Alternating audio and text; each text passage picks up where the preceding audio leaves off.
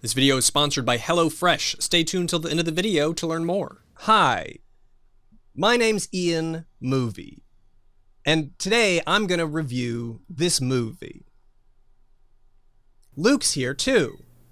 It is I, the witch boy has returned from Halloweentown. I have traveled a far distance to make it here. It looked, at least 5 feet. Yeah. Did you not see? I actually traveled thousands upon thousands of miles. I was in Paris just minutes ago. What were you doing in Paris? Eating a croissant. That old town smells like croissants. Luke, you and I are both big fans of early Disney Channel original movies. We even talked about the 13th year on this very channel about 1 billion years ago. Not fans, we're experts. Yes, we are experts. I don't know anybody else who has watched as many DCOMs as you in my life. I mean, outside of like my brothers. Every night at 8, Disney Channel movies will take you from the edge of your seat to the edge of the universe. We're going to space to reach the aliens! I think we should start by talking about how big of a deal Disney Channel original movies are to us, because while they're still making Disney Channel original movies today, I kind of feel like they've lost their luster over the years. I have to admit something. As the years have gone on, I've dropped the ball with watching Disney Channel original movies. Well, there's probably a reason for that, other than, the slow and painful aging process. They've stopped making so many DCOMs. From 1999 to 2001, they made 30 movies over 3 years. God. And in 2000, they released a Disney Channel original movie every month. So, for those 3 years, they were really big deal. Yeah, they were pumping them out, and they would always hit us up with the biggest advertising campaign for the newest one, and that's what made them such a big deal. Friday on Disney, it's Halloweentown. Barney Crummel's family can't be normal. Why? Because her grandmother's a witch. Totally. And she It's almost like the Lifetime original movie channel, but for kids. And it's weird how successful all these made-for-TV movies were. Disney Channel has done a number of, Halloween-ish movies, but out of all the offerings, Halloweentown definitely felt like the safest Halloween option. I would go as far as saying, I don't know how you feel about this, but this might be the most popular DCOM. I'm not sure, but it seems like out of all the DCOMs, this is the one that people know the most and are most familiar with. I'm looking for a ranking. So here we go, MTV.com. In 2016, ran a poll. What is the best Disney Channel original movie of all time? Number 1, High School Musical. Oh, Number 2, duh. Halloweentown. So right behind, and then number 3, High School Musical 2. But, that's a pretty strong showing for a movie from 1998, competing with movies from 2006. Halloweentown first aired on the 17th of October in 1998, and it was the 4th Disney Channel original movie out of all of them. But Halloweentown did end up, kind of exploding. You got Halloweentown 1, Halloweentown 2, Calabar's Revenge, which out of all of them, I remember the ads playing the most. I honestly didn't watch either of these very much when I was younger, but I remember the ads for Halloweentown 2 aggressively playing all October.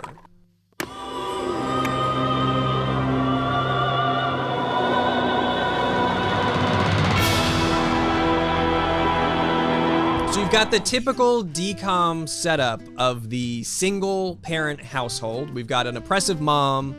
Dad is dead. Dad's always dead. Mom or dad, somebody's dead. You can't have both parents. It just doesn't work that way. Not in a DCOM. Nope. And then there's 3 kids. There's Marnie, who I couldn't tell if her name was Marnie or Marty. It took me about half of the movie to figure that one out. Look, Marnie, I am sorry. She is a weirdo. She's presented as a weird kid who likes strange things like magic. She's always writing ghosts in her notes, doodling ghosts. She's going ghost hunting. She loves to watch ghost hunters. All that kind of stuff. Halloween is cool, nature boy. We've got middle child. His name is Dylan. I knew that. He's basically the dad of the family. If you don't have a dad in a DCOM family, you got to have one of the kids be the dad, pretty much. The son's got to step up. Why are you so obsessed with Halloween? I mean, it's just like Mom says. It gives little kids dumb ideas about there being magic. He hates Halloween. And then there's the little child, Sophie. I want that cookie. Who we pretty quickly figure out has budding magical powers. Should probably turn that off.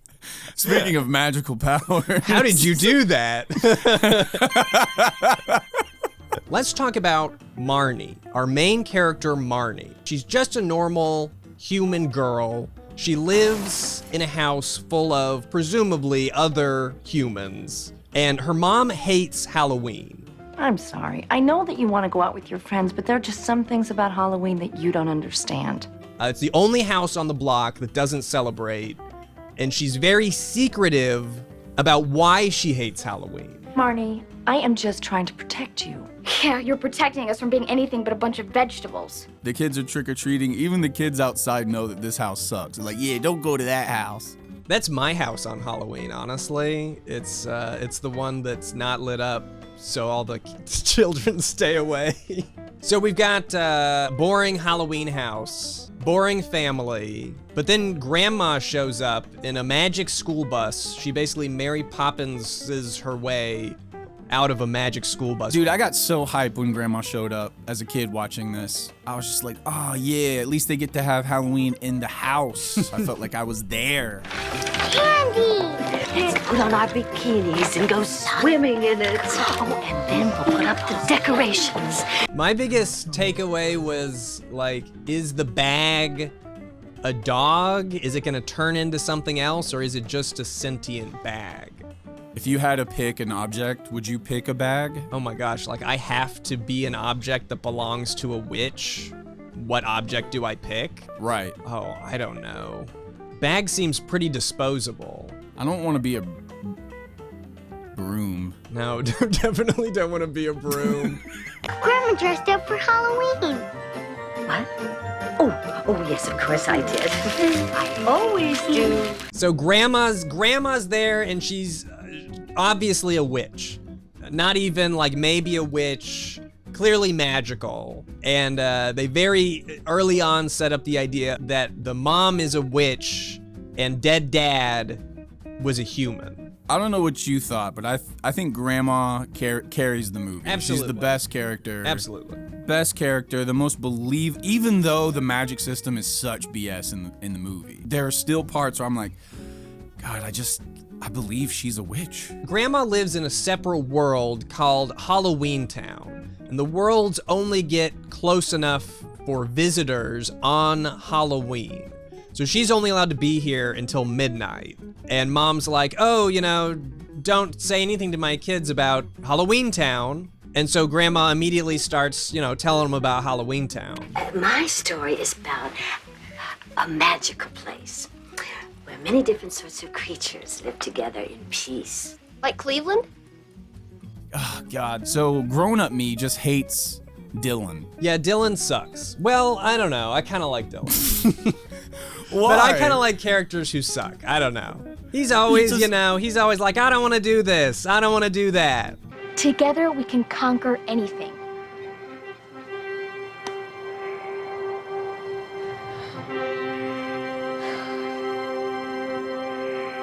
I don't know. Wait, is that you see yourself in Dylan? Yeah, I think if I were to go on a Halloweentown adventure, I think I would be a Dylan. For sure. I'm a Wiccan. I'm a ghost. I think I'm a big pimple. I feel like I would be a Marnie. I'd believe it like that. I'd be like, yep, I was always meant to have powers. No, Dylan never believes. Even when he does magic himself, he's like, nah, that was probably something else. Okay, what did you think about during the storybook? So when it gets to that part and it's like, that's Marnie. She goes, that is me. She believed it like that. That's me. I gotta be a witch. You know how I've got deja vu? It means I'm a witch. Haven't you ever wondered why you pretend Halloween doesn't exist? Or why I have deja vu all the time? You know how I drink water all the time? I'm a merman. There's nothing special about me. Oh, no, dear, you're very special. You're a Cromwell. And since the dawn of time, the Cromwells have been the most powerful. Mom walks in on Grandma right before she starts revealing their Halloweentown secret. And then they get into a fight downstairs, which has some pretty great special effects. I love anytime they do special effects in these movies, I love it. I love the chicken. You know leftover chicken keeps better when it's back on the bone. The grandma is all about, we have to start Marnie's training now, or she'll lose her powers forever. And Mom is all, yeah, that's part of the plan. They do a lot of the movie sets up kind of like it does in the scene with Grandma talking, and that's where we find out that Dad is dead. The witches are about to lose their power, and also there's something afoot in Halloweentown. You're wrong about why I came here tonight. Fact is, I came to ask for your help. She says that the residents are starting to get ornery and then disappear altogether. So she does a lot of info dumps. Instead of showing you what's happening, she just kind of talks a lot, which is one of the things I didn't love. Perhaps the Cromwell line will end with you. But let's just hope that Halloweentown doesn't come to an end along with it. This is how Marnie figures out everything. She hears them talking about magic, sees them doing magic, and they're ready. She's ready to be a witch. Mom still says no. So to become a witch, she sneaks onto the magic school bus as it departs for Halloweentown. During this watch through, I realized how much time is spent before we actually get into the world of Halloweentown. Okay, take example Smart House. I feel as if we got into the Smart House a lot quicker than we got to Halloweentown, which is not a bad thing per se. I was surprised. For some reason, I thought the whole movie was in there. Halloweentown is a very literal name. It is not a Halloween world. It's not a Halloween city. It is a Halloween town. That's where I'm confused because she keeps saying our world. Our world is in danger. They kind of try and hide the size of the set, which actually becomes funnier later on. When they go inside stores, if you look out the window, across the street are just empty buildings. You can see cars. I saw a Jeep at one point. Just take one look at the two pumpkins holding hands walking in town square, and the money is not there. I think it's important to note that this Halloweentown isn't some mystical, magical place. It's a place where it's just Halloween all the time. Like, they have creatures that are mystical, but the actual location looks like a typical American Halloween. There's nothing fantasy about it. It's just got cheap Halloween decorations over a regular looking town. Yeah, it's like the same exact world, except there's just like pumpkin people and vampires and werewolves all just going about their lives doing the same things that we do. What is that creature in Halloweentown that we see a lot? Who's got like the really bulging mask? Oh, I don't know. Looks like a troll. I don't know. The costumes are so strange. I don't like, a lot of them are just like masks or facial makeup on just regular people, and it looks super strange, very unsettling. There are certain costumes definitely in that Uncanny Valley territory that just seem not right. But I do love the cab driver who's an animatronic skeleton who he doesn't look quite right. The movements don't quite really match up. His eyebrows are just going crazy all the time. First time in town for you kids?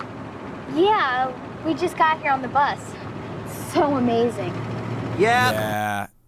What was his name? Benny? Denny? Benny? You'd think it would be like Bones, but it's like Bill or Billy. The Bone Man, Benny, has a little bit of exposition as he talks about Luke the punk heathen. Benny the Bone Taxi guy takes the children on a tour of Halloweentown, where they point out one landmark, who is this piece of shit kid Luke. Well, let's just say that there are characters around here that ain't the most savory. Like that kid, Luke. Dude, I always hated Luke because I was like, oh man, why does the one kid with my name gotta be like the freaking douchebag? Everybody hates Luke.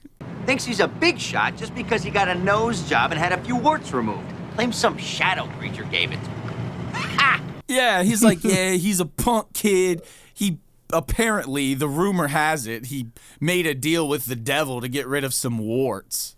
In Halloweentown, making a deal with the devil sounds like it would be a positive thing, right? I'm Marnie.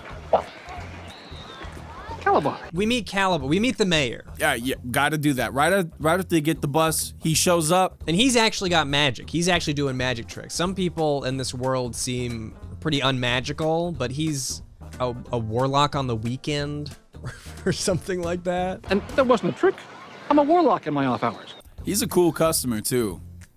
He's got the swagger of a warlock who knows his stuff. He's got that really slick, kind of clearly evil vibe, you know? Did you know right out the gate when you saw him, were you just like, yeah, evil? Yeah, I mean, I've watched enough DCOMs to know when the villain arrives, but also at some point they refer to him as Calabar. And I know from the trailers that he gets revenge in the second movie. So I knew that something was going to happen to him to where he needed to exact some revenge later. Okay, so the ads for Calabar Revenge really set this one off. Yeah, really spoiler heavy. He's a cool character. I like him as a character. I always thought he was cool. He comes up with that, like, you know, his little warlock staff cane thing that he's like twirling around.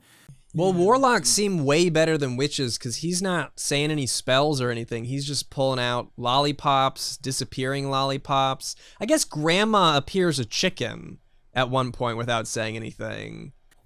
What are the rules? Yeah, I guess now we should talk about the rules of magic. Look, I'm trying to concentrate here. Sophie, how did you do that? I pushed.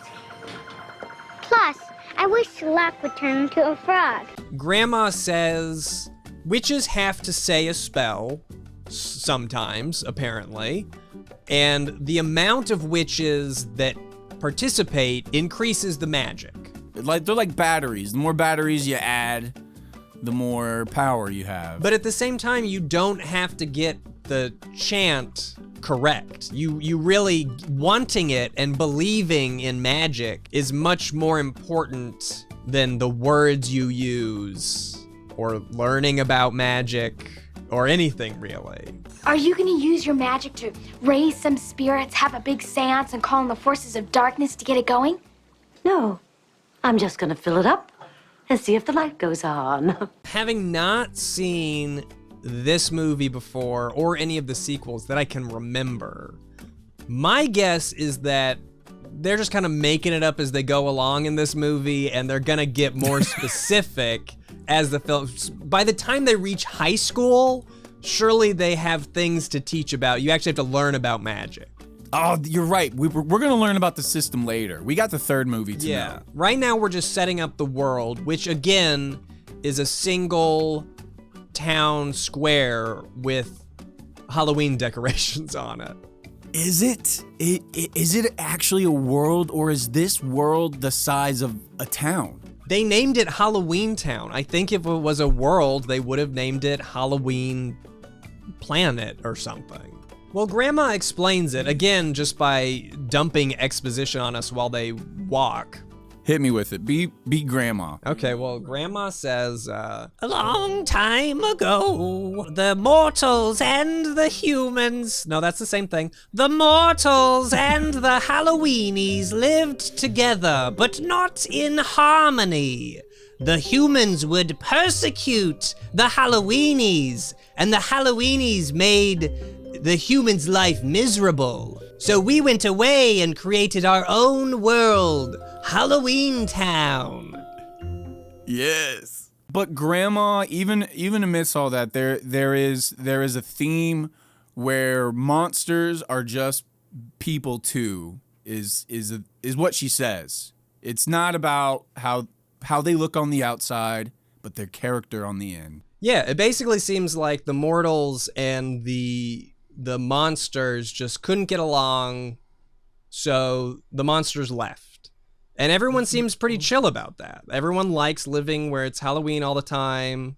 You've got modern day conveniences like a magic microwave. Oh, I love that. I love that microwave. I like how they take all the mysticism of witches, wizards, werewolves, and they put them in boring modern American themes with microwaves. They work at a hair salon. It's like they take really cool stuff and make it really, really boring and lame. Yes, like the line she says when she tries to do that first spell on the thing, and she goes, that's what I get for using instant. Rat. That's what I get for trying to use instant. Most Halloween spooky movies that use witches, ghosts, they try and elevate the source material to something exciting and new. Not, let's just stick it in, let's make everything worse, pretty much. Everyone sucks. Everyone in Halloweentown sucks. Well, looks like you got your eye on our Windsweeper 5000. Unibody construction. Woo! Chrome detailing. What did you think of their brooms? Talking about taking something cool and making it lame, let's talk about the brooms. The sad thing is when I was a little one, I thought they looked so cool. They do look cool. I can't argue. I actually really like them.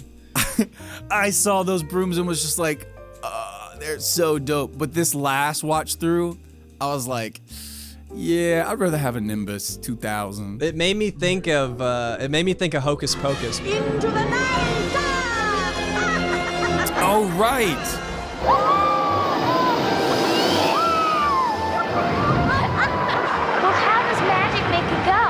Magic is really very simple.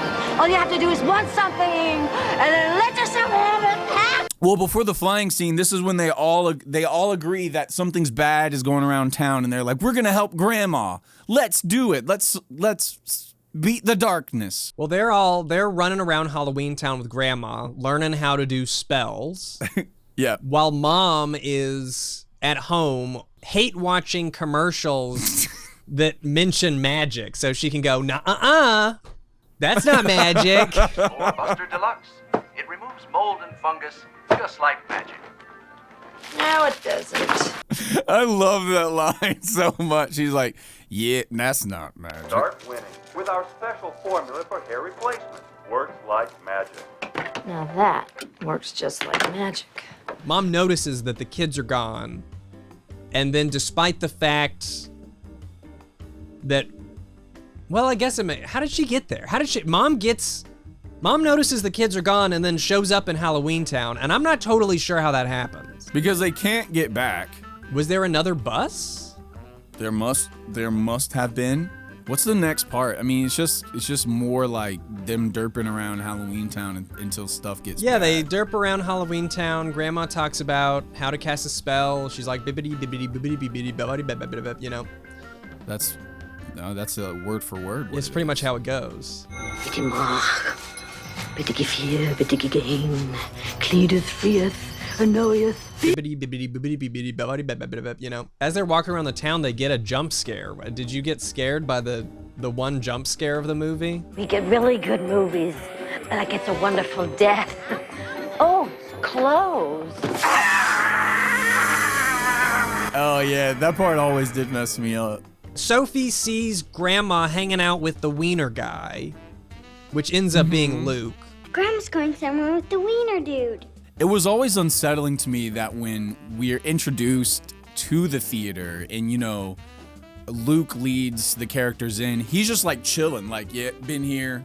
all the time. The fact that he's so nonchalant about being in this purely evil place always unsettled me as a kid. I thought he was super cool. I honestly thought that his suaveness in the movie theater placed him at the top of my list of favorite Lukes. It's like number 1 Luke. You would put Luke from Halloweentown above the Luke in the Emerald cloak. Listen, he says cool things like, "Hey, Grammy." Hey, don't sell me too short there, Grammy. I can say that. I can say, "Hey, Grammy." But you never do, though. When was the last time you said, "Hey, Grammy"? Well, I don't talk to grandmas every single day. See, that's what makes Luke cool. He's always out talking to grandmas.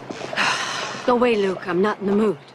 Family trouble, huh, Grammy? If I gotta compete with Luke, I'll compete with Luke. Do Look, it. I'm gonna give you a good "Hey, Grammy" line. Uh-huh. Hey, Grammy. How are you doing there? Have you made something in your microwave lately? So, like I said, Luke from Halloweentown, number 1 Luke. Champion of Lukes. This is bullcrap. Why am I trying to bide for the approval of someone? I don't know. You should put way less stock in my approval, it sounds like. Yeah, as if that could happen.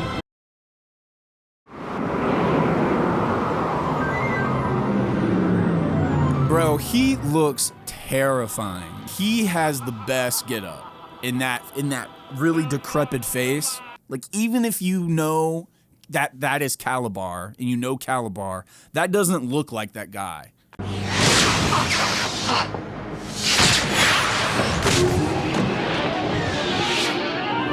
I think that they could tell that it might have been too scary because they tone it down at the very end of the scene. Because Mom and Mom shows up. Mother! Grandma! Get them! That's it. Leave my family alone. I'm out of here.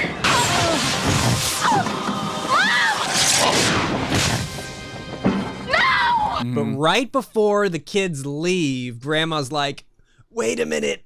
By the way, we're just gonna be frozen a little bit. It's totally cool. Don't be afraid. We're alive. It's gonna be all right, okay? It's fine. Everybody at home, don't sweat it." Grandma! It'll be all right. Go. It's just an evil spell that freezes us.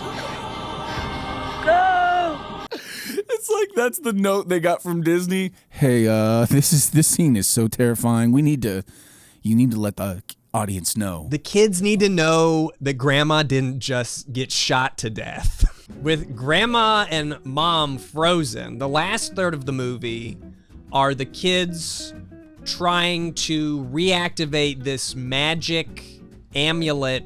It's an amulet that Grandma tried to activate earlier on in the movie, and they realize their only shot is to activate this thing and install it in a giant pumpkin. Well, when it's dark on Halloween, where do you put the candle? Come on.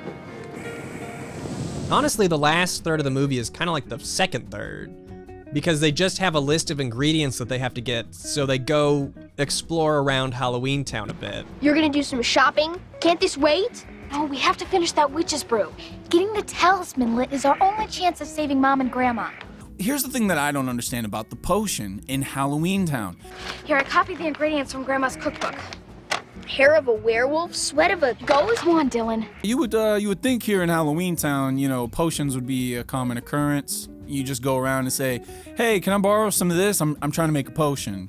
And they would be game. They clarified that there are instant packets to do potions, so the fact that there's not some store where you go buy potion ingredients is ridiculous. They have a movie theater, they got a haircut place, they have a sauna for ghosts that looks like it's in some factory somewhere, but they don't have a potion store. Hey, kid, I don't appreciate stereotypes like that, all right? Where is the alchemist in Halloweentown? They go to a store at one point. What's that store for? I don't think you even really see, the inside of the store is, again, just random Halloween decorations. There's no, the economy is not clearly defined here. Even when they buy the broom, is there an exchange? Like, yeah, we'll take it. It's perfect. Can I get it, Grandma, please? You want me to write that up for you? No. We'll fly it out. We'll fly it out. The big twist is that Calabar, the mayor, is the evil guy in the movie theater, and his big plan, shocker, is to go back to the mortal world and take over their rightful place as rulers of the mortal world. I offer you the chance to return to our days of glory! Calabar gives his speech, his evil speech, and it really doesn't seem like anybody cares or is on his side. They don't really like rally behind him. No one's at clapping. all. Everyone's like, what? No. If it hadn't escalated to like a giant fight, maybe it just wouldn't have happened at all. If everyone was just like, no, I'm fine here in Halloweentown, actually. You'd be like, okay, never mind then. We can't forget about what I like to call the razzle dazzle, which, you know, Calabar sees Marnie in the red cloak. You know, she's creeping through. She's about to stop him. And then Calabar, he leaps down and goes, woof, and hits him with the spell. I mean, it looks like a killing blow. It's just a spell. Don't worry, kids. It's just a spell that freezes them. Nobody's gonna die. And it's not even an important character to me. Because it's Luke. In the cloak, he's like, yeah, gotcha. Sacrifices himself for all mortals. Number one Luke. Marnie puts the thingy in the pumpkin. Yeah, well, Marnie gets frozen. Marnie's trying to put the torch in the pumpkin, and she gets frozen. And then she just decides to not be frozen for a little bit. What? Yeah, she gets frozen, and then she thinks back to Granny on the broom going, you just have to want it. And so she wants it a little more, and that's enough. Magic is really very simple. All you have to do is want something, and then let yourself have it. Dude, a side note, one of my favorite things about the movie is like if after they light the pumpkin back and everything goes back to normal or whatever, all the shots of the pumpkin have like, did you notice that? Yeah, they clearly could not find a way to make the pumpkin look lit up in the middle of the daytime. So they just put a really crappy effect on it. Then they get together. They're like, yeah, Cromwell's, we're better together. Let's all hold hands. I totally forgot that the movie climaxes with the family all coming together and chanting. They chant. And No, they don't together. chant, they hum. They don't even chant a spell. They just go, Hit it, guys.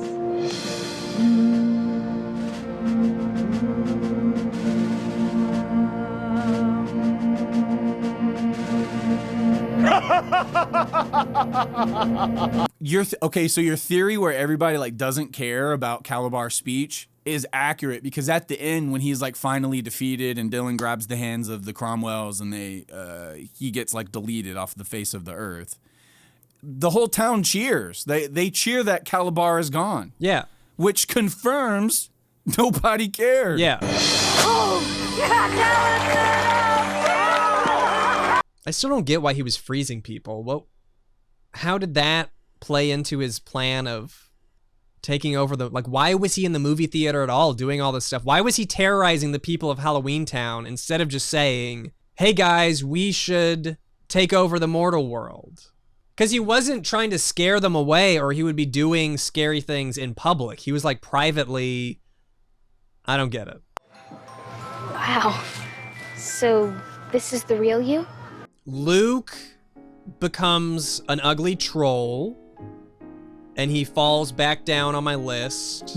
Oh, he falls. So he falls when he becomes his true self? Yeah. Wow. I guess it didn't turn into a handsome prince, though, huh? No. Yeah. That's being your friend sucks. Listen, the moral of the DCOM is be yourself, but the moral of life is to make the deal with the devil to get your warts removed, so people will like you more. If you ever come back to Halloweentown, look me up. No. And then at the very end, when he becomes ugly, they're like, don't worry, Luke. We got a great job for you. is to be the bus driver. It makes perfect sense because you're only gonna see the back of his ugly head. You don't want to see the front. The funny thing is like in the other movies, Luke is there, and he doesn't look as bad as he does at the end of this one. Like they kind of dialed back his look for the sequels, so he doesn't look. He makes another mini deal with the devil. He must, because his nose at the end is so bulbous, and it takes up like 50% of his face. Like they dialed that back, I think, in Halloweentown 2. Well, that's the right message to send to kids. Which message is that? The message that, love yourself as you are, but only if it's at the end of the movie. If you've got more movies to make, you got to get that nose job.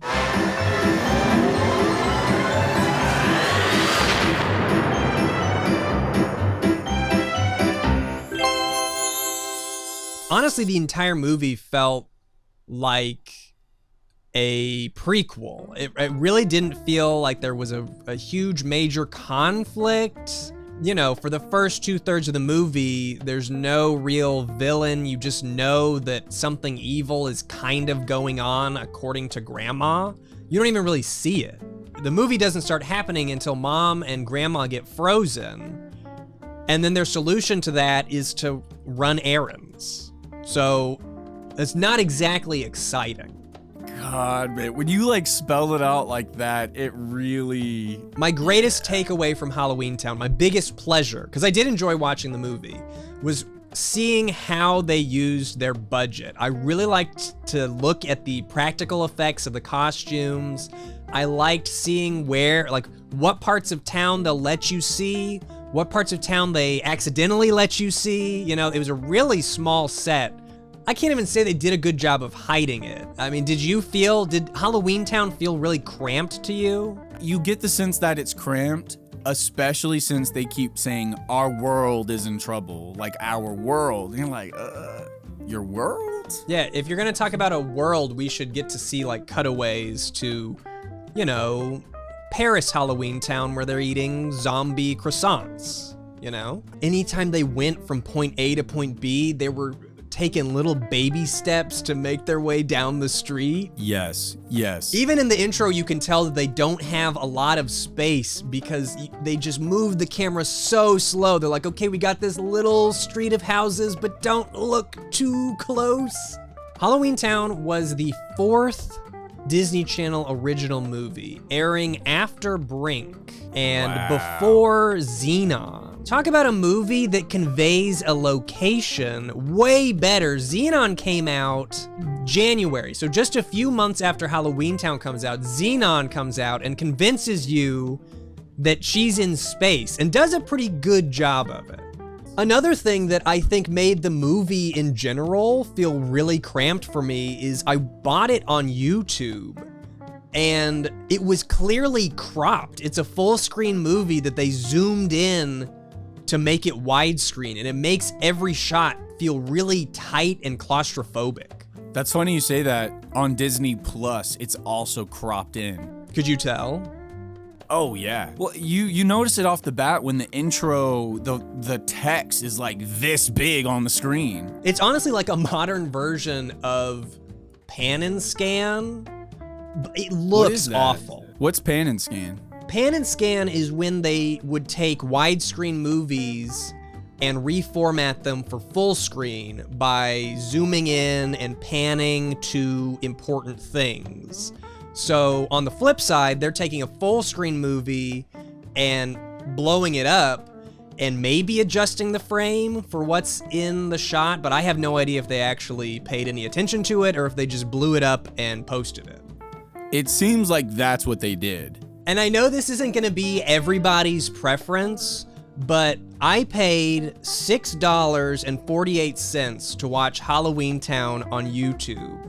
I paid $7.50 for Halloweentown 1 and 2 on DVD, which are in the original format, and they come with some fun bonus featurettes. Hi, I'm Kimberly J. Brown, and I play the role of Marnie in Halloweentown. Hold on to your broomsticks, people, because this is the A through W of how to be a witch. I think most people will just go ahead and watch on Disney Plus or, you know, buy it, rent it digitally, but I had to let everybody know that they're gonna crop it. It's gonna look awful. I'm always gonna be a fan of physical media. Buy that physical media, if you can't tell by my entire background. By your entire aesthetic. When they pull Halloweentown, when they come for Halloweentown and pull it off streaming sites, I'll be here. I'll be here with my DVD. Excuse me, sir. Miss Sticky here. I'll get right to the point. I have a very urgent message. My takeaway from Halloweentown, watching it now, is always I get hung up on the wanting it as a witch or a wizard. It just totally throws me. I hate that. All you have to do is want something and then let yourself have it. What training did she actually need if she stopped like this terrible warlock who trained his whole life, practiced magic his whole life? At that point, I'd be like, well, shoot, I don't need no training at all. I'm pretty incredible out the gate. I think the biggest mistake at the end of the day is that the mortal world feels bigger than Halloweentown. It feels like their entire universe is a spirit Halloween. I need more than just a regular town with people wearing regular Halloween costumes. I would fit right in at Halloweentown, and that's troublesome. The funny thing is I specifically vividly remember there is somebody that more or less looks like you in the background, but instead of black, they're wearing blue and they have a big white beard. Yes, you can see. That's when you see the Jeep. When you see everybody, you see people walking in front of this strip of empty buildings. That's where I am. Yeah. Oh, you can see me back there with all the regular ass fucking next to the dumpster. You can see me standing there next to the magical dumpster. Yeah, that's the guy. Yeah. This could be a good look for me. Yeah, baby. Nobody's cool. Everybody's goofy. Where's the cool? Yeah, like where's the badass werewolf? Halloween is a bunch of badass creatures. Dude, that's what we need. Like instead of like that derpy policeman who's like always walking around like this, like it needs to be like a badass werewolf who's like leaping on criminals. Exactly. And like arresting them and stuff. I'd be like, oh shoot, I want to live in Halloweentown. That's what they need to make you say. They need to make you say, I want to go to Halloweentown, instead of, this looks awful. Literally at the end of the movie, the entire family agrees to leave. Because they're like, I don't want to live here. Grandma's lived here for hundreds of years. Yes. And at the first opportunity, she's like, I'm out. Yeah, no, I'm out of here. They should have leaned into the candy aspect. There was more candy in the real world. Dude, if Halloweentown's like whole diet was candy, as a kid, I'd be like, what are we doing here? Why am I not in Halloweentown? That would have upped the appeal factor like to infinity. They didn't show a lot of reasons why being in Halloweentown was necessary or even that fun. Like flying was fun, the magical microwave was okay, but what else did they see where they went, oh wow, that's really cool? You got this horrible theater. Yeah, even the movie theater is closed. We're in a magical world and the movie theater is closed. Maybe the best part about Halloweentown for me was making fun of how lame Halloweentown is. Just the fact that it really doesn't seem like anywhere I want to go. No. Excuse me. I'm so sick of you drinking all this caffeine. You're giving me a headache and you're upsetting my stomach. And I'm so tired of this. Upset your stomach. You're like hot. You don't even know which hand is the ow! Give Halloweentown a letter grade. If I were to give Halloweentown a letter grade, and I know this is gonna be controversial, I would give it a D. D is D. I was gonna say D is generous, but D is pretty good. It's saved by the fact that it's so Halloweeny. So it's something to watch on Halloween, get you in a Halloween spirit because you can see the decor and say, hey, I need to go to Target and pick up some Halloween decorations. But other than the fact that it's so Halloweeny and the grandma is great, there's really not much there. I'm gonna give it, I'll agree. I think a D is a fair grade. F would be a little harsh, especially because it spawned a franchise. It's such a popular one. I feel like this is probably a skippable entry in the Halloweentown franchise. I feel like the second movie is gonna do a better job of explaining everything and pretty much just everything. Now that I think about it, the fact that it's Halloween gives it the legs to last so much longer. I think like 10 years from now, like the most popular DCOM will not have been High School Musical. Halloweentown will probably usurp it. High School Musical never dies. You don't think so? But Halloween never dies. High School Musical Halloween's got a every TV year. show right now. High School Musical's airing a TV show currently. Oh God, never mind. I take it back. I didn't know that. It never dies. High School Musical's never gonna die. If you want a Halloween movie about the merging of the mortal world and the witch world, and you want it to be Halloween, specifically Halloween themed, the movie to watch is Hocus Pocus. It's always been Hocus Pocus. And it probably will always be Hocus Pocus. And it probably won't be Hocus Pocus 2. Oh, you know, something we didn't talk about was the music. The music of this movie is aggressive. I feel like every time they're doing something, they're up to shenanigans, it's like circus music.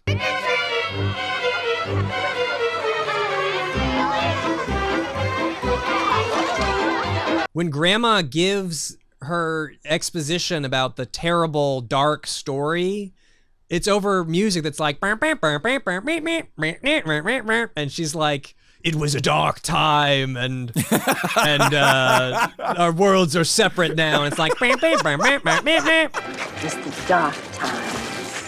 There was a bad mix because humans feared us and tried to destroy us. Did you look into the director of this film at all? No, not So the at all. director of Halloweentown 1 is Dwayne Dunham, and you might be familiar with his work because he also directed The 13th Year, Ready to Run, Double Teamed, Right on Track, and Tiger Cruise. So he is pretty, prolific in the Disney Channel original movie space. But that's not what's really interesting. Dwayne Dunham also won an Emmy for editing the pilot episode of Twin Peaks. He worked on Blue Velvet. He edited the entire Twin Peaks The Return, so he's like a David Lynch collaborator. Holy He worked crap. on the original 3 Star Wars movies and the first Indiana Jones. He's been all over the place.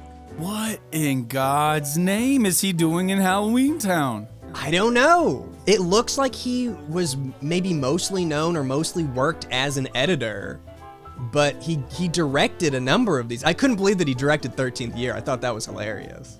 But as far as Halloweentown goes, meh. I can't say that I'm going to add it to my rotation of Halloween movies. Sure. In fact, I can say that I won't. If being a warlock is seriously just wanting something enough, I'm down. I'm down for that level of effort in obtaining my magical powers. I'm gonna try right now. I wanna try to activate my warlock powers. Thank you. I want to